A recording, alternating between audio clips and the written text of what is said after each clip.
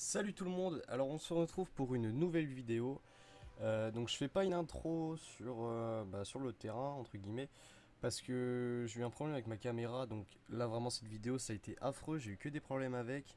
Donc il y a l'intro qui a pas enregistré, j'ai eu des coupures de son et la fin où ça a coupé parce que ma carte mémoire était pleine. Donc bon, c'est pas grave, je vais essayer de faire avec. Mais bon, normalement cette vidéo va se dérouler à peu près normalement. Donc dans cette vidéo, on va déculasser le 50 Athéna et puis on va passer la culasse à la sableuse. Donc voilà, j'ai pris quelques petites vidéos, etc. pour quelques plans pour essayer de vous montrer.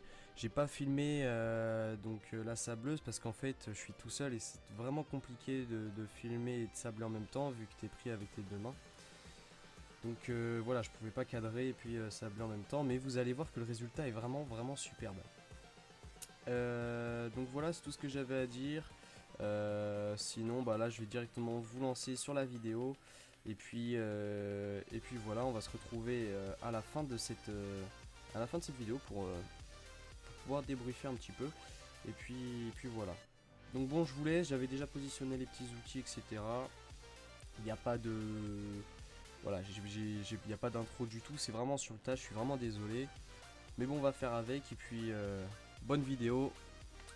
Et puis à tout à l'heure. Bon voilà, j'ai mis donc mon bac en dessous, là on le voit pas mais c'est pas grave, de toute façon on n'a pas besoin de ça. Juste faire un petit focus, un petit zoom etc pour qu'on voit bien la culasse. Voilà. Donc du coup je vais démonter la durite avec une clé, donc une pince comme ceci. Donc je vais juste démonter la petite durite, enlever la petite sonde qui est là et puis voilà, et l'antiparasite. Juste besoin d'une petite pince et puis vous allez juste donc prendre le clips comme ceci.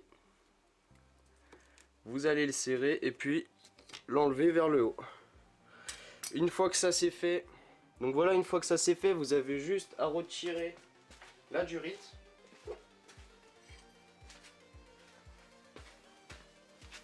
Et à espérer de ne pas en mettre partout. Donc moi personnellement je la pince ici.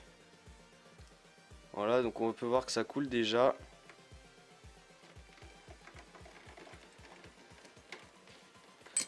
C'est pas le meilleur moyen de l'enlever en pinçant la durite comme ça, parce que ça peut l'abîmer.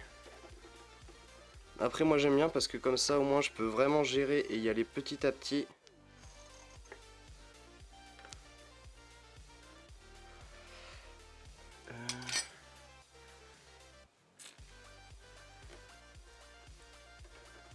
Elle est vraiment dure celle-là.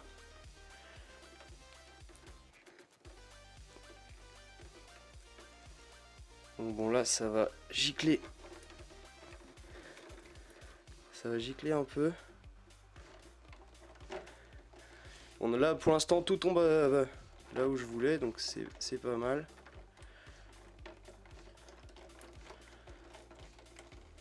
Donc moi pour aller petit à petit en fait ce que je fais, donc je mets ma durite comme ça et puis je pince un peu dessus. Pour vraiment essayer de enlever le maximum. Et puis après normalement ça devrait venir tout seul. De toute façon en déculassant ça va tout libérer et puis de toute façon ça va sortir. J'espère juste que je vais pas en foutre partout. Ça serait un peu chiant que j'en foute dans le cylindre. Et dans le pot surtout. Donc du coup il va vous falloir une petite clé de 13. Donc voilà, une petite clé de 13 basique. Vous pouvez le faire, ah non c'est même pas du 13, c'est du 10.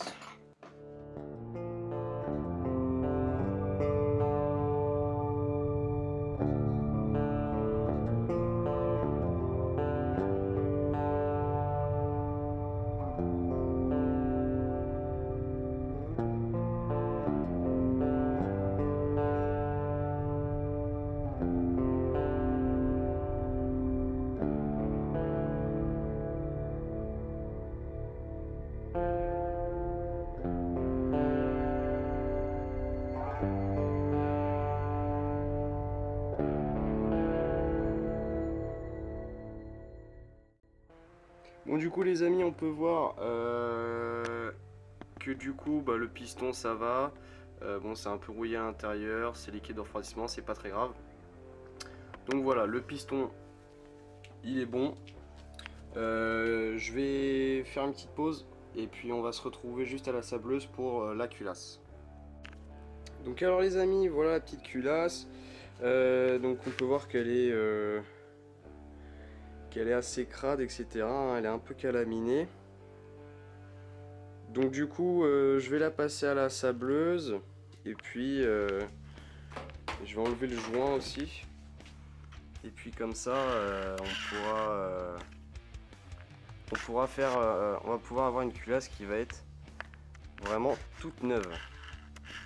On pourra avoir du coup une culasse toute neuve. Donc là vous pouvez voir déjà donc là, comment elle est maintenant. Je vais la passer à la sableuse et puis on se retrouve tout après, juste tout à l'heure.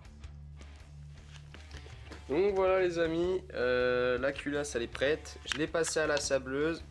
Donc on voit directement la différence, hein. Il n'y a pas photo. Je me suis même permis de faire le dessus. Voilà, donc le derrière, le dessus on dirait vraiment une neuve. Donc voilà, il n'y a plus qu'à aller poncer le haut du piston et puis on remonte tout ça. Donc je vais poncer tout seul dans mon coin et puis on se retrouve lors du remontage. Donc du coup les amis, j'ai fini donc de remonter, j'ai tout remonté sans vous, je suis désolé parce qu'en fait j'ai eu un petit problème avec la caméra. Mais du coup j'ai tout remonté, donc c'est nickel. J'ai aucune fuite, etc. Donc là on peut vraiment voir la différence entre la culasse que j'ai passée donc à la sableuse et machin, même si le cylindre je l'ai... Bon voilà les amis, du coup c'est la fin de cette vidéo. Je suis désolé, la caméra a coupé à la fin. Ce que je voulais dire sur tout ça, attendez que je retrouve vite fait, voilà.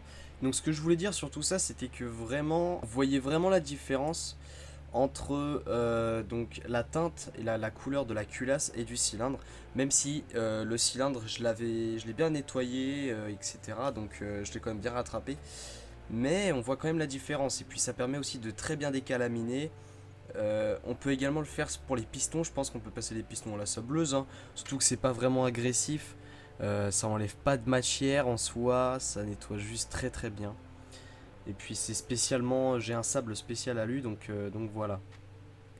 Donc j'espère que cette vidéo vous aura plu. Si vous avez d'autres petits concepts comme ça, ça peut être intéressant.